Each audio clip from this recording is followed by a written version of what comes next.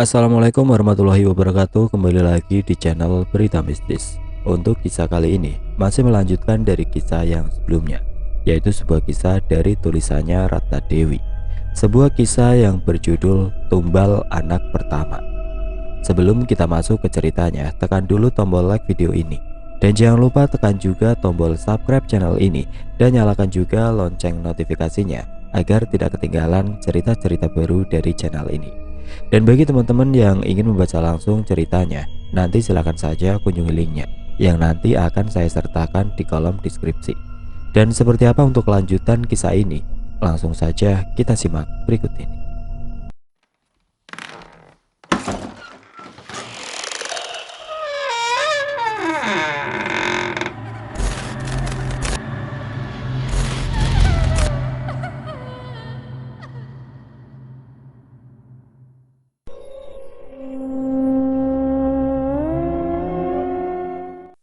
Cerita beralih ke Rati. Ibu terus saja menguatkanku dan memberi semangat. Coba kamu buat berjalan-jalan dulu nak, supaya bayinya lekas masuk panggul jalan keluarnya. Aku dengan sedikit bergetar pun mencoba terus berjalan. Meskipun hanya mondar-mandir di dalam rumah, rasanya perutku sangatlah berat. Dengan sedikit sesak nafas, karena perutku seakan tertekan atau tertimpa benda yang sangat berat. Aku mencoba menguatkan kaki-kakiku untuk terus melangkah. Namun tiba-tiba aku malah jatuh terduduk karena rasanya lututku tidak memiliki tulang karena merasa sangat lemah dan tidak bertenaga. Aku nggak kuat berjalan lagi bu. Ya sudah nak, jangan terlalu dipaksain. Mari ibu bantu kamu untuk berbaring saja. Pada masa itu, wanita yang akan melahirkan dan proses persalinannya akan dilakukan di rumah sang pasien saja. Seiring berjalannya waktu, maka bidan pun melarang proses persalinan di rumah pasien dengan alasan-alasan tertentu. Tidak lama bidan pun masuk bersama dengan Bang Raihan yang wajahnya penuh dengan keringat. Mungkin dia terlalu lelah, pikirku. Bidan itu pun langsung memeriksa keadaanku terlebih dahulu dengan menensi dan memeriksa detak jantung sang bayi dengan alat yang aku juga tidak tahu namanya. Yang jelas, suaranya gemeresek seperti radio rusak dengan suara detak jantung sang bayi. Bayinya aktif dan sehat. Namun tekanan darah Rati terlalu rendah, hanya 90 saja. Aku tidak terlalu memperdulikan akan keadaanku. Yang jelas aku sedikit merasa bahagia karena bayiku sehat. Tinggal bagaimana caranya aku akan berusaha mengeluarkan bayi itu dengan selamat. Masih bukaan 3, mungkin kita harus menunggu agak lama lagi karena tekanan darah Rati yang rendah tidak memungkinkan untuk dipakai berjalan-jalan. Takutnya ia malah semakin lemas dan drop kehabisan tenaga. Bidan itu pun menjelaskan. Tidak pun dipakai untuk berjalan-jalan, tubuhku memang sudah drop. Mungkin karena efek kurang tidur setiap malam, pikirku pula. Bidan itu hanya mengarahkan untuk tarik nafas serta membuangnya dengan perlahan saat rasa mulas itu muncul. Namun dengan cara itu entah kenapa bukannya nafasku semakin lega dan leluasa, namun malah semakin membuat aku engap dan semakin sesak. Bukaan mulai bertambah, rasa ingin mengejan pun semakin kuat. Namun tenagaku yang semakin melemah membuat ibu dan Bang Rehan tampak begitu panik dilihat dari raut wajahnya. Lalu bidan pun berucap, sepertinya Rati memang tidak kuat mengejan. Kita harus segera membawanya ke rumah sakit untuk pertolongan lebih lanjut. Kami akhirnya berangkat ke rumah sakit dengan menggunakan mobil milik bidan desa tersebut. Aku, Bang Rehan serta ibulah yang ikut menemaniku. Serta bidan desa juga akan berangkat bersama kami untuk mengurus berkas yang dibutuhkan di sana kelak. Aku hanya bisa pasrah dalam keadaan ini. Bang Rehan merangkul dan menggenggam tanganku dengan erat di dalam mobil yang dikendarai oleh suami sang bidan. Wajah Bang Rehan masih terlihat pucat karena memang ia masih kurang sehat. Sesekali aku lihat ia menyeka air matanya yang terus-menerus mengalir dari sudut matanya.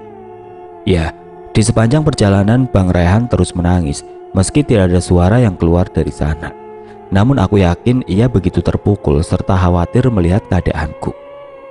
Semakin lama perutku semakin sakit, seperti terlilit sesuatu. Namun aku hanya bisa pasrah. Doa terus saja aku lontarkan dalam hati. Sesak seketika datang silih berganti dengan rasa mulas yang tidak dapat aku tahan. Jika ini adalah waktu terakhirku, aku mohon ya Allah, izinkan aku melihat buah hatiku walau hanya sesaat untuk yang terakhir kali. Hatiku terus saja berucap, "Dek, kamu harus kuat ya dek, yang semangat, kamu pasti bisa, kamu adalah wanita hebat." Aku hanya mengangguk, seraya tersenyum kecil pada Bang Rehan. Rasanya ingin aku menangis sekencang-kencangnya agar hatiku terasa lega.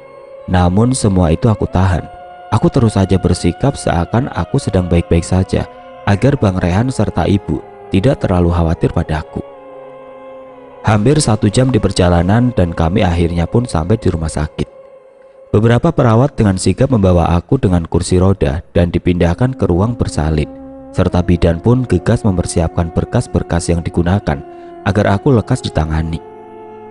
Aku pun dimasukkan di ruangan bersalin. Semua yang ada di dalam ruangan itu tidak ada satupun yang ku kenal, karena Bang Rehan dan ibu ada di luar ruangan ini.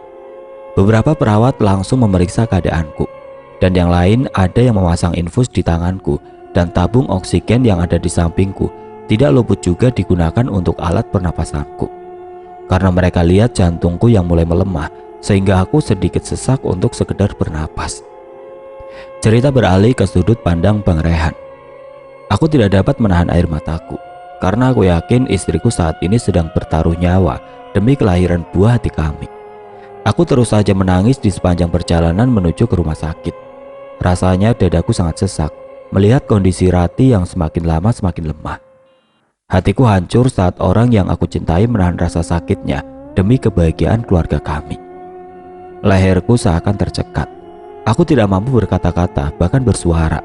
Aku paksakan untuk bicara dengan memberi semangat untuk Rati istriku agar dia tetap kuat. Dalam kondisi seperti ini, aku begitu takut. Rasa takutku semakin menjadi-jadi. Aku begitu takut untuk kehilangan dia. Aku takut untuk kehilangan cinta yang sejujurnya itu adalah yang pertama yang hanya aku rasakan padanya. Aku terus saja memeluknya.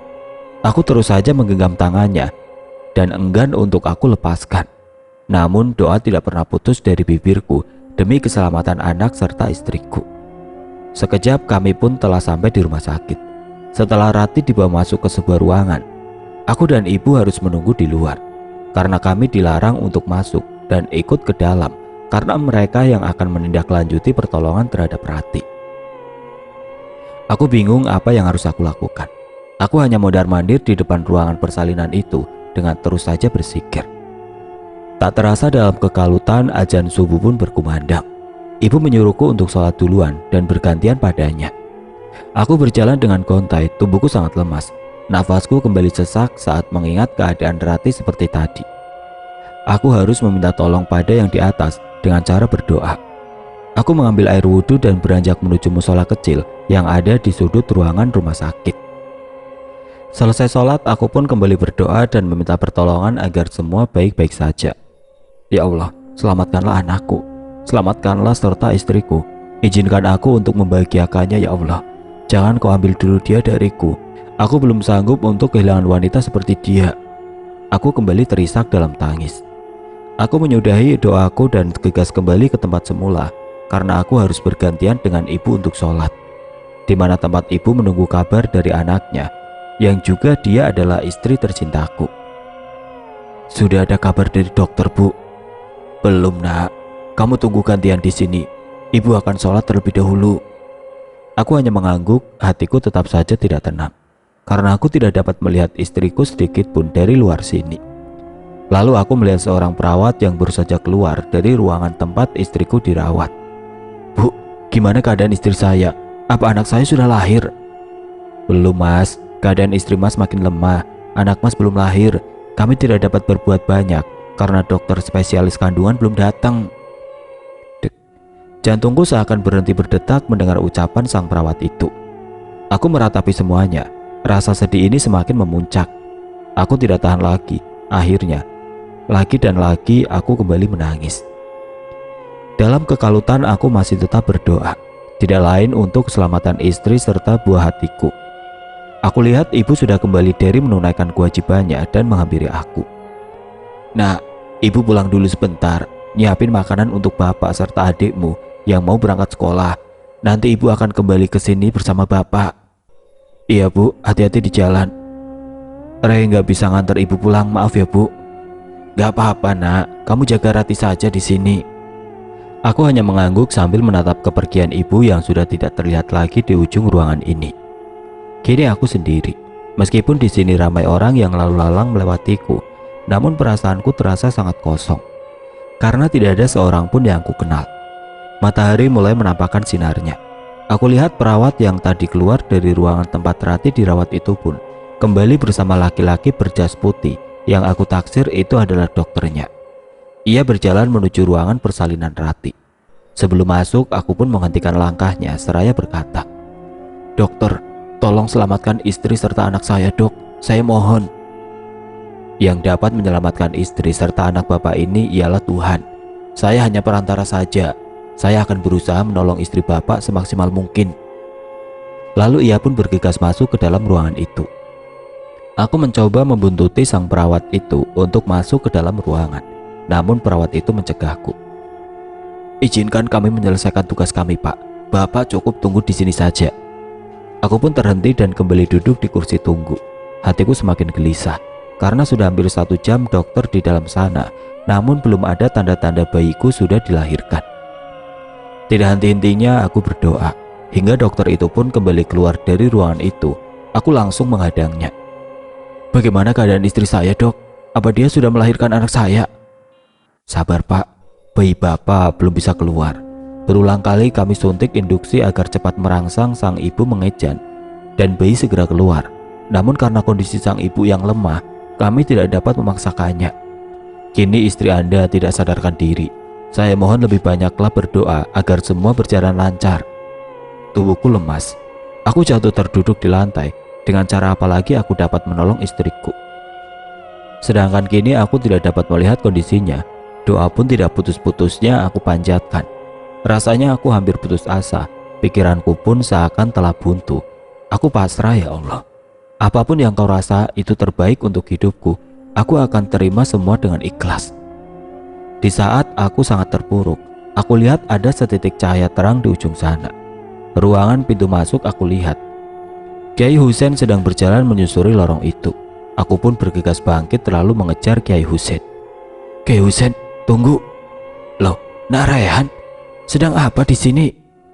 "Istri saya mau melahirkan, Kiai. Tolong istri saya, Kiai. Saat ini dia sedang tidak sadarkan diri, sedangkan bayinya belum keluar." Astagfirullah. Kulihat Kiai itu meminta segelas air putih serta sesendok minyak sayur. Lalu setelah sang perawat membawakan apa yang Kiai itu pinta, lalu samar aku dengar ia membacakan ayat Al-Fatihah, surat 3 Qul, ayat kursi. Lalu menghembuskannya pada segelas air yang telah diberikan sesendok minyak sayur itu. Lantas ia meminta tolong agar perawat meminumkan air tersebut pada Rati. "Duduklah, Nak Rehan. Tenangkan dirimu dulu. Semua akan baik-baik saja." Seketika hawa sejuk mengalir dalam tubuhku. Aku pun seketika merinding mendengar ucapan Kiai Husein. Aku kembali kuat dengan perasaan menyesal karena sebelumnya aku yang telah putus asa. "Terima kasih, Kiai, telah menguatkan saya. Ngomong-ngomong, Pak Kiai sedang apa di sini?" "Setiap sebulan sekali saya rutin akan memeriksakan kesehatan saya di sini." Aku pun kembali terkejut saat perawat yang ada di ruangan bersalin itu tiba-tiba berteriak memanggil sang dokter.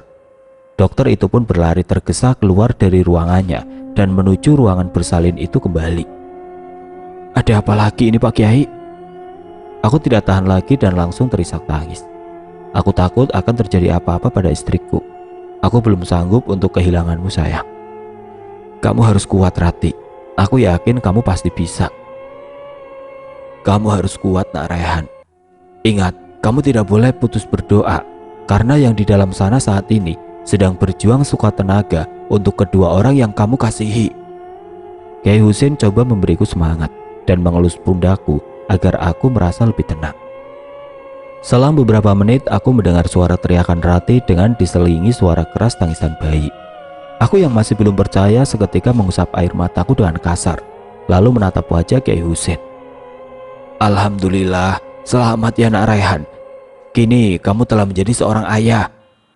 Aku yang masih tidak percaya dengan ucapan Kiai Husein pun lantas, "Apa saya tidak sedang bermimpi, Pak Kiai?" Kiai itu sontak mengangguk dan disertai senyuman membuat aku semakin yakin. Lalu, Aku seketika langsung bersujud syukur, tidak lupa berulang kali mengucapkan, "Alhamdulillah ya Allah, terima kasih sudah kau kabulkan semua doaku." Perawat membawa bayi mungil di hadapanku kini. "Ayo Pak, diazankan dulu anaknya." Rasa tangis tidak dapat aku bendung lagi. Sebelumnya aku yang mengeluarkan air mata kesedihan dan kecemasan, sekarang berubah menjadi air mata haru bahagia. Setelah itu, "Gimana dengan keadaan istri saya, suster?" "Istri Bapak sehat dan selamat. Dia baru saja selesai dibersihkan oleh perawat. Mari saya antar masuk." Kita kembali ke sudut pandang Rati. Aku tidak mengerti kenapa Bang Rehan dan Ibu tidak menemani aku di sini. Dan kenapa dokternya tidak kunjung tiba. Di sini hanya ada perawat yang sesekali memeriksa selang infus, tensi, dan mengecek bukaan lahiranku. Rasanya tubuhku sangat lemas. Kontraksi pun berulang kali tiba. Namun percuma saja, tenaga aku tetap tidak kuat untuk mengejar. "Tahan ya Mbak, dokter belum tiba." Hanya itulah yang berulang kali diucapkan oleh perawat. Saat keadaan genting seperti ini, harusnya dokter standby ada di sini untuk menolong pasiennya. Namun entahlah, aku juga tidak mengerti dengan peraturan di sini. Lama menunggu, akhirnya dokter pun tiba bersama perawat yang berulang kali mengecek keadaanku itu. "Dok, suami saya di mana?" "Dia ada di luar, Bu. Apa boleh panggilkan dia ke sini?" "Maaf ya Bu, kami tidak bisa melakukan itu. Ini sudah menjadi prosedur rumah sakit. Kami tidak dapat menentangnya. Itu semua agar kami dapat bekerja dengan maksimal." Dokter itu pun langsung menyuruh menyuntikkan obat ke botol infus yang aku gunakan. Aku tidak tahu cairan apa itu, namun setelah obat itu mengalir dalam urat nadi, rasa kontraksi di perutku semakin menjadi-jadi. Namun tidak mampu juga dapat mengeluarkan bayi yang ada di dalam perutku. Hingga kulihat sudah 3 kali suntikan itu diberikan pada botol infus, sehingga membuatku semakin kesakitan. Rasa mulas dan sakit begitu terasa sangat menyiksa, apalagi saat datang kontraksi. Rasanya setengah mati, sangat menyakitkan. Tidak dapat lagi aku berpikir dengan normal. Apakah mereka ini ingin membunuhku, sehingga memberikan obat yang membuat aku semakin tersiksa? Tidak terhitung entah berapa kali aku diarahkan untuk mengejan, menarik nafas dari hidung, dan mengeluarkannya dari mulut. Terus saja aku lakukan untuk memaksimalkan tenaga agar terkumpul lebih banyak. Semua nihil. Bayi ini seakan enggan untuk dikeluarkan. Semua usahaku seakan sia-sia dan tidak dapat merubah posisi bayi dalam perutku untuk semakin turun. Rasanya aku tidak kuat lagi. Tenagaku seakan telah terkuras habis. Entah berapa banyak tisu yang digunakan perawat untuk mengusap peluh yang mengalir di wajah. Aku lelah dan saat ini berada di titik terlemah. Rasa sakit yang aku rasakan tidak mampu lagi aku tahan. Mataku pun sontak terpejam, lalu aku pun pingsan. Entah sudah berapa lama aku pingsan, namun setelah aku merasakan ada air yang memenuhi mulutku, aku pun langsung tersadar. Aku yang begitu tersentak dan kaget, langsung menelan air itu hingga terbatuk-batuk. Entah kenapa setelah menelan air itu, tenaga yang ada dalam tubuhku seakan terisi full. Aku begitu semangat, hingga perawat itu pun lantas memanggil dokter untuk kembali. Mungkin saat aku pingsan tadi, dokter itu keluar dari ruangan ini. Rasa kontraksi kembali muncul. Perawat mengarahkan aku untuk menarik nafas agar tenaga terkumpul dan nafasku lebih panjang. Aku pun mengejan dan sekuat tenaga, hingga suara tangisan bayiku memenuhi seluruh ruangan. Alhamdulillah. Semua perawat itu pun langsung berucap, "Selamat ya Bu, anak ibu laki-laki." Aku begitu puas telah berhasil melahirkan darah dagingku sendiri. Senang, bahagia, gembira, semua campur aduk jadi satu. Air mata yang semula aku tahan kini mengalir dengan derasnya. Rasa haru karena melihat bayi yang selama ini aku pertahankan lahir dengan sehat dan sempurna. Aku lihat Bang Rehan masuk dengan menggendong anak pertama kami. Aku lihat matanya sedikit sembab dan bengkak. Mungkin dia terlalu banyak mengeluarkan air mata. Dia meletakkannya tepat di sampingku. Lalu sontak ia memelukku dan menciumi wajahku secara berkali-kali. "Terima kasih Dek, kamu telah berjuang sendiri dengan begitu kuat untuk keutuhan keluarga kita. Maafkan Abang karena tidak dapat menemanimu di masa sulit seperti tadi. Maafkan Abang Dek, karena Abang kamu jadi tersiksa seperti ini. Aku sangat bahagia Dek, kamu dan anak kita bisa selamat. Abang di luar tidak putus berdoa. untuk kelancaran kelahiranmu. Abang juga terus saja menangis karena takut kehilangan kamu, Dek. Sekali lagi, maafkan abang ya. Aku mengangguk seraya tersenyum kepadanya. Air mata kami pun tumpah jadi satu. Ayo bu, bayinya coba disusui. Aku pun berusaha bangkit untuk duduk dengan dibantu oleh beberapa perawat. Kupandangi lekat-lekat bayi yang kini berada di pangkuanku. Perlahan air mataku kembali menetes. Kucium pipi gembulnya dan memberi ASI untuknya. Kulitnya putih bersih dengan hidung mancung dan mata agak sipit persis seperti Bang Rehan. Ia menghisapnya dengan kuat menandakan bayi ini benar-benar kuat dan sehat. Kulihat Kiai Husein masuk juga di dalam ruangan ini dan melihat bayiku yang kini telah tertidur pulas karena mungkin telah kenyang menyusu. Mirip banget sama kamu Nak Rehan, ganteng sekali. Iya dong Pak Kiai, namanya juga ayahnya ganteng, jadi anaknya pasti nurunlah kegantengannya. Iya, padahal saya yang susah payah keluarinnya, tapi nggak ada sedikit pun yang mirip pada saya. Tapi saya begitu bahagia melihat ia lahir dengan sehat dan selamat. Kini aku sudah mulai baikan setelah dirawat selama 3 hari di rumah sakit. Meskipun aku masih sedikit sempoyongan karena tensiku yang memang begitu menurun dan belum stabil, membuat aku merasakan sedikit pusing. Tapi jika terlalu lama berada di sini, lebih membuat aku pusing lagi karena memang dari awal aku sudah tidak betah. Di ruang perawatan ini aku dapati beberapa pasien yang juga baru selesai melahirkan, sama sepertiku. Total ada 4 wanita di ruangan ini dengan kasus yang berbeda-beda.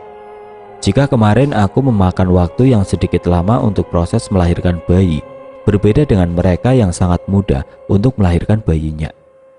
Namun naas, bayi mereka ada yang meninggal dan ada juga yang memiliki kelainan seperti yang memiliki usus di luar perut. Namun meskipun demikian, aku begitu bersyukur karena aku memiliki anak yang sangat sehat dan sempurna. Hari ini aku telah diizinkan pulang ke rumah. Kami pulang sudah memasuki waktu siang karena Bang Rehan yang masih mengurus biaya selama aku dirawat di sana, dibantu oleh bidan desa, maka urusan kami akan lebih cepat.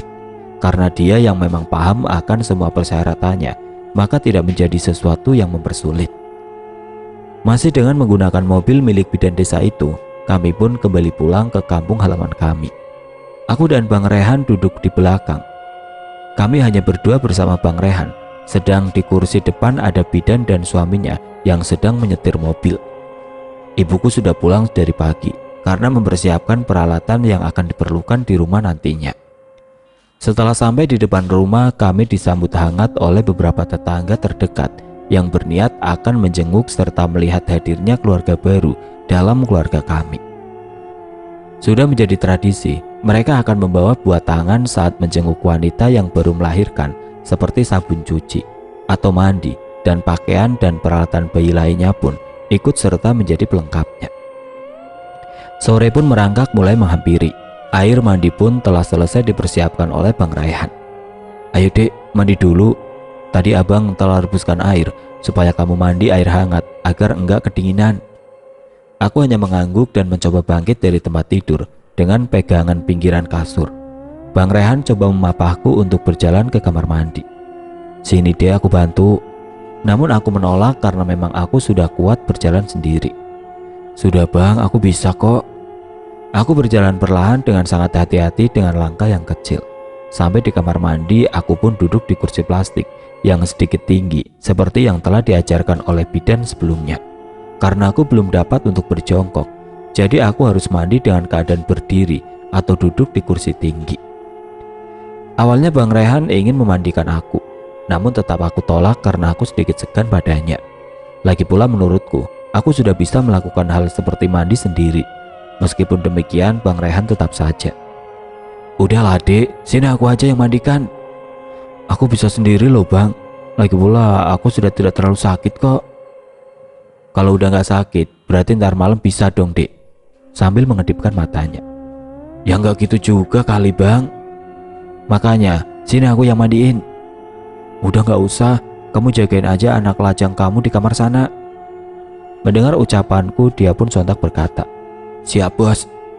Lalu secepat kilat pun langsung menghilang. Sampai di kamar, aku lihat ia sedang menatap buah hati kecilnya sambil sesekali mengelus pipinya seraya tersenyum. Aku pun lantas memakai pakaian yang sebelumnya telah disiapkan oleh Bang Rehan. Setelah selesai, aku pun lantas diberi makan waktu sore itu juga. Aku pun makan hanya dengan rebus daun katu. Selain sehat, juga dapat melancarkan ASI bagi aku yang baru saja menyusui. Tidak terasa maghrib pun telah tiba. Bang Rehan sholat di kamar itu juga, dengan sekalian menjagaku ucapnya. Tidak lupa aku mengunyahkan umbi jeringa bunglai dan menempelkannya pada ubun-ubun bayiku dengan manfaatnya agar lekas membuat ubun sang bayi mengeras, juga dapat menghalau gangguan dari makhluk astral juga. Malam pun tiba. Bayiku telah tidur pula setelah menyusu dengan puas. Juga Bang Rehan yang telah terlelap di samping bayi kami. Aku pun mulai memejamkan mataku. Aku berbaring dengan bantal yang sedikit ditumpuk agar tinggi. Baru saja aku akan menutup mata, aku dikejutkan oleh kain pintu penutup kamar yang bergoyang cukup kuat, seperti ada seseorang yang baru saja masuk. Aku lihat sekitar kamar, tidak ada siapapun di sana. Aku kembali memejamkan mataku lagi, namun seperti setengah sadar, aku malah melihat sesosok wanita yang mengintip di balik kain pintu tersebut. Tubuhnya tidak terlihat, namun keseluruhan wajahnya begitu tampak dengan jelas sedang menatapku. Wajahnya hitam legam, dengan kulit pipi yang sedikit berkerut, seperti bekas melepuh. Aku pun sontak terkejut, kaget, dan terbangun dari tidurku. Jantungku berdebar dengan kencang. Keringat mulai mengalir dengan deras. Hawa panas pun langsung terasa dalam kamar ini. Aku yang memakai baju dan celana panjang lengkap dengan kaos kaki itu pun merasa begitu tidak nyaman. Istighfar terus saja terucap dari bibir. Aku kembali berdoa setelah hatiku sudah cukup tenang. Aku pun melanjutkan tidurku. Namun kejadian itu kembali terjadi dengan semakin parahnya. Aku yang tidur dalam keadaan sedikit duduk itu karena posisi bantal yang tinggi, kembali dalam keadaan setengah sadar.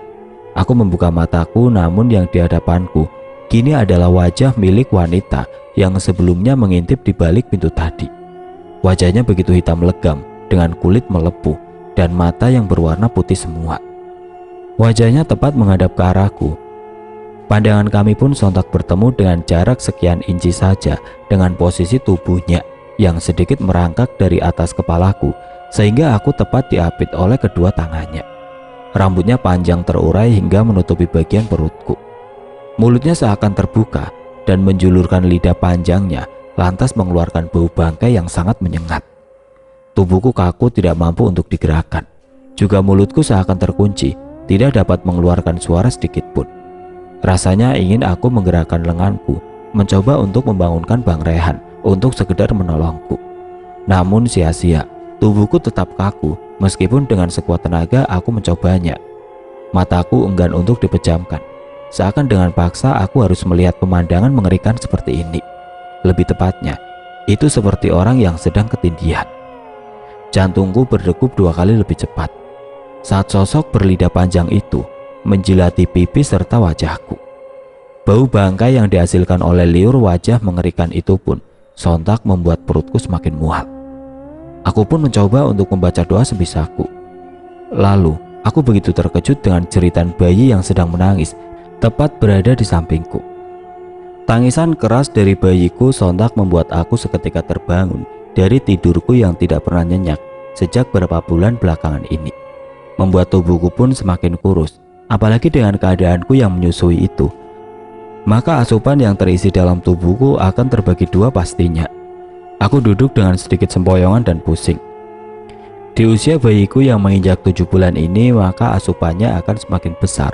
Meskipun ia sudah mampu makan bubur, namun tetap saja ia sangat kuat menyusu.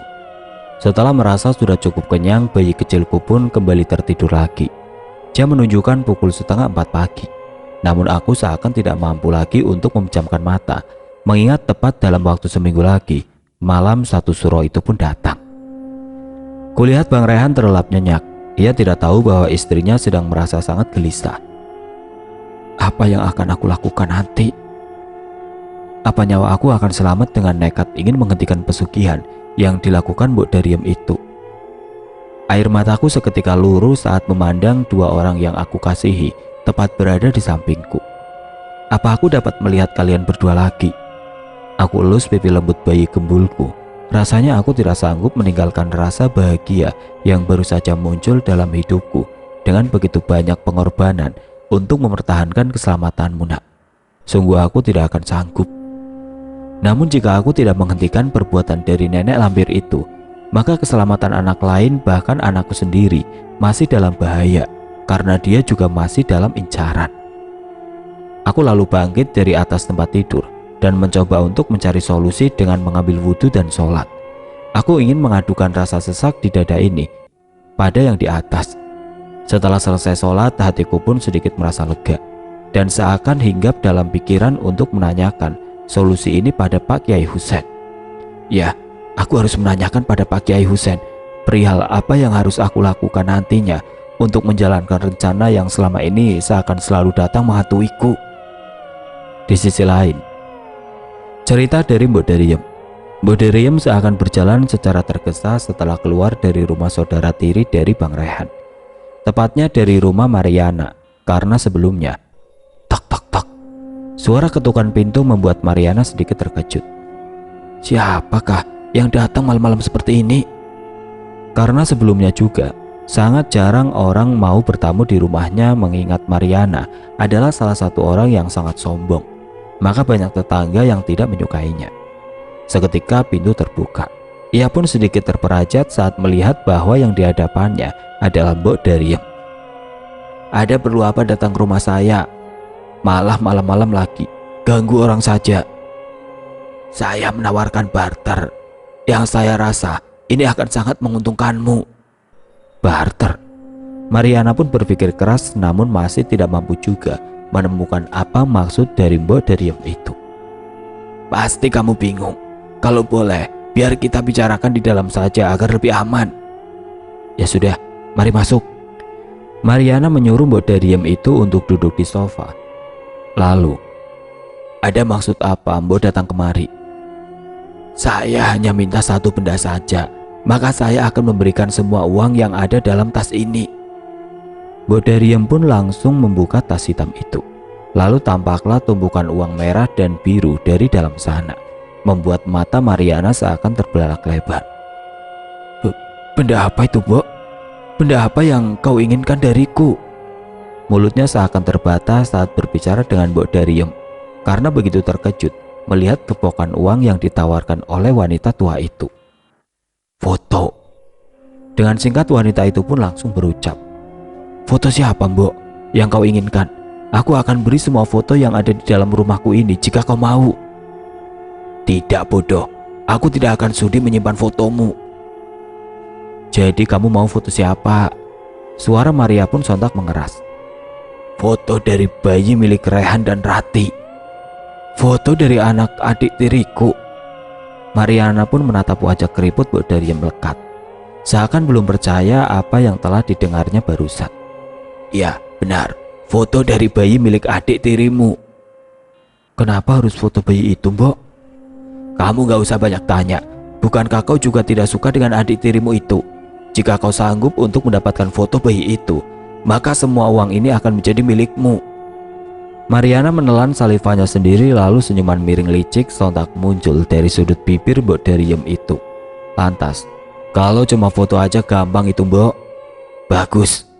Mereka berdua pun lalu terbahak dalam gelapnya malam itu. Kembali ke sudut pandang Rati. Pagi itu aku menyiapkan makanan untuk sarapan kami bertiga. Aku, Bang Rehan, juga bayi kecilku yang sengaja aku masakkan bubur nasi lunak dengan tambahan sayuran di dalamnya. Di tengah aktivitasku memasak itu, tiba-tiba hawa dingin menyelinap masuk dari lubang yang ada di dinding tepes. Angin berhembus pelan melintasi ke leher, membuat bulu kuduku seketika meremak. Aku mempercepat kegiatan memasak pagi itu. Namun namanya juga masak menggunakan kayu bakar, pasti akan memakan waktu yang agak lama.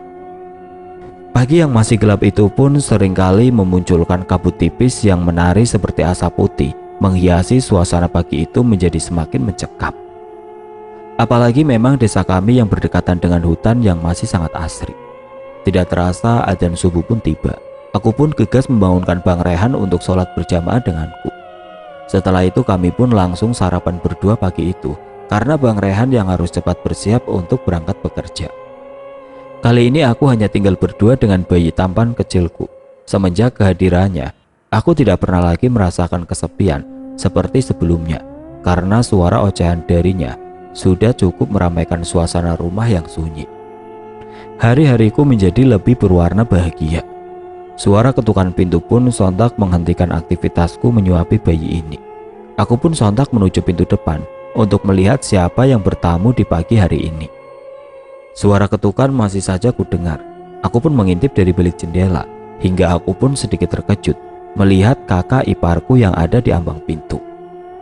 Tumben dia mau mampir di gubuk reot milik kami ini, pikirku, karena sebelumnya ia tidak pernah sudi untuk menginjakan kaki di rumah adik tirinya karena rasa bencinya melihat kami yang hidup miskin dan berbanding terbalik dengannya. Tanpa mengucapkan salam, ia pun langsung masuk ke dalam rumahku. Ada perlu apa, Kak? Tumben kakak datang ke sini. Aku membuntutinya yang terus saja menyelonong masuk ke dalam rumah tanpa sopan santun. Anak kamu mana, Rati? Saya cuma mau lihat keponakan saya saja kok. Itu Kak, ada di belakang sedang aku suapin makan. Ia pun lantas gegas menuju ke belakang tempat bayiku berada. Aku pun sedikit senang melihat Kak Mariana yang berniat ingin melihat keponakannya itu. Padahal selama ini ia tidak sekalipun ingin menjenguk dan melihat kami selepas pulang dari rumah sakit tempo lalu. Berbeda dengan Kak Karsi yang sudah tidak terhitung untuk menjengukku dan sekedar untuk bermain sebentar dengan keponakannya yang sudah mulai belajar merangkak itu. Mau minum apa, Kak? Aku mau minum susu. Di sini gak ada susu, Kak. Kalau mau kakak tunggu sebentar, aku akan belikan ke warung dulu. Ya udah sana cepetan. Aku pun bergegas menggendong bayiku untuk pergi ke warung membeli susu permintaan Kak Mariana tadi. Udah, bayi kamu tinggal sama aku aja, biar aku yang jagain. Aku hanya mengangguk dan berlalu pergi. Cerita dari Mariana. Pagi itu aku tidak ingin membuang waktu lagi. Setelah aku rasa Raihan sudah berangkat bekerja, aku pun langsung berangkat menuju rumah gubuknya, tepatnya ingin mengambil foto bayi itu. Sebenarnya aku sungguh sangat malas menginjakan kaki di rumah gubuk jelek milik mereka. Namun karena iming-iming yang diberikan oleh Mbok Daria malam tadi membuat aku terpaksa melakukan ini. Aku melangkahkan kaki dengan begitu cepat dan penuh semangat. Setelah sampai pada depan rumah mereka, mataku pun langsung liar memandang sekitar. Tidak ada aku lihat sepeda yang terparkir di depan maupun samping rumah, membuat aku tersenyum merekah. Pasti adik tiriku itu telah pergi bekerja. Dengan begitu, aku akan lebih mudah menjalankan aksiku. Ketukan pintu aku layangkan pada pintu papan lapuk tersebut. Aku sedikit mengibaskan tanganku karena merasa kotor menyentuh pintu berdebu itu. Setelah pintu terbuka, aku pun sekonyong-konyong masuk tanpa mengucap salam. Karena rasaku tidak penting memberi salam pada rumah jelek seperti ini. Bahkan aku menepis tangan Rati yang hendak menyalamiku. Aku sungguh tidak sudi rasanya menyentuh tangan miskin miliknya itu. Dengan cepat aku pun langsung menanyakan keberadaan anaknya. Setelah ia memberitahu bahwa anaknya itu berada di ruangan belakang, aku pun gegas menuju tempat posisi sang bayi itu berada. Jika ia masih di sini, pasti ia akan curiga nanti bahwa aku akan mengambil foto anaknya. Setelah ia menawarkan minuman, entah bagaimana ide pun langsung muncul dalam kepalaku. Aku sengaja memintanya untuk membuatkan susu untuk aku minum, karena pasti di rumah orang miskin sepertinya pasti tidak ada susu. Jadi ia harus membelikan susu di warung sebagai permintaanku tadi. Hatiku tertawa lepas. Sungguh aku sangatlah cerdas dalam waktu singkat, mampu menciptakan ide yang sangat cemerlang. Rati pun hendak pergi ke warung, tepat seperti yang aku pikirkan sebelumnya. Namun ia malah mengangkat bayinya dengan niat mengajaknya juga ikut ke warung. Aku yang sedikit gugup itu pun langsung mengambil bayi itu dari gendongannya dengan iming-iming menjagakan anaknya selagi ia ke warung. Untungnya ia pun hanya menurut apa yang aku perintahkan. Kalau tadi bayi ini dibawa olehnya, bisa gagal dong rencanaku. Aku pun langsung mendudukkan bayi itu di atas tikar. Lalu dengan cepat aku pun mengeluarkan kamera digital yang sengaja aku bawa dari rumah untuk memfoto bayi ini tepatnya. 3 kali cekrek, aku rasa sudah cukup. Bayi itu menangis karena terkejut dengan munculnya lampu flash yang berasal dari kamera itu. Aku yang panik pun hanya membiarkan bayi itu terus menangis. Toh aku juga nggak apa-apain dia kok. Cuma mau ngambil fotonya doang sesuai pesanan dari Mbok Dariem. Kembali ke sudut pandang Rati, aku pun gegas pergi ke warung untuk membeli susu sesuai permintaan dari Kak Mariana. Tidak ingin membuat dia menunggu lama, aku pun berjalan dengan setengah berlari. Setelah selesai membeli apa yang aku butuhkan, aku pun kembali pulang. Samar aku dengar suara bayi sedang menangis. Mendengar dari suaranya itu tepat seperti suara bayiku. Aku pun berlari dengan kencangnya. Dengan nafas yang sedikit ngos-ngosan, aku pun masuk ke rumah yang pintunya telah terbuka lebar. Assalamualaikum. Tidak aku dengar jawaban dari siapapun. Aku pun berlari menuju ruangan belakang karena suara bayiku begitu kuatnya menangis. Aku pun langsung memeluk bayiku yang wajahnya sudah sedikit memerah dengan air mata yang membasahi pipi gembul miliknya. Mataku nanar memandang sekitar rumah. Lalu, Kak Mariana, Kak, kamu di mana? Tidak ada jawaban sedikit pun. Tidak juga aku temukan sosok Kak Mariana di dalam rumah ini. Apakah ia telah pergi? Tapi kenapa ia meninggalkan bayiku sendirian menangis di sini? Bukannya katanya ia akan menjaga anakku tadi. Aku menyusukan bayiku yang masih sedikit terisak. Mungkin ia terlalu sedih karena ditinggal sendiri. Tega sekali memang uakmu sayang dengan membiarkan kamu sendirian di rumah. Sekejap saja bayi mungilku terlelap. Aku masih tidak habis pikir. Untuk apa ia datang kemari? Apa yang ia inginkan sebenarnya? Kakak ipar yang selama ini membenciku tiba-tiba datang dan hanya mengantarkan anakku untuk menangis lalu pergi. Sungguh perbuatan tidak masuk akal. Aku menghela nafas panjang. Aku baringkan bayiku di kasur. Aku tatap wajahnya. Lingkar matanya masih terlihat merah, juga dengan hidungnya. Apa ia cukup lama menangis? Pikirku coba mencerna. Kuelus pipinya. Sungguh kasihan kamu nak. Terlahir sebagai anak yang tidak mampu, membuat kamu sedikit tersisih dari keluarga ayahmu sendiri.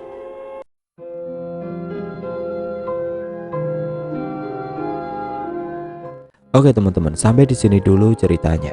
Nantikan kelanjutan kisah ini di video berikutnya. Agar tidak ketinggalan, klik tombol subscribe channel ini dan nyalakan lonceng notifikasinya. Wassalamualaikum warahmatullahi wabarakatuh.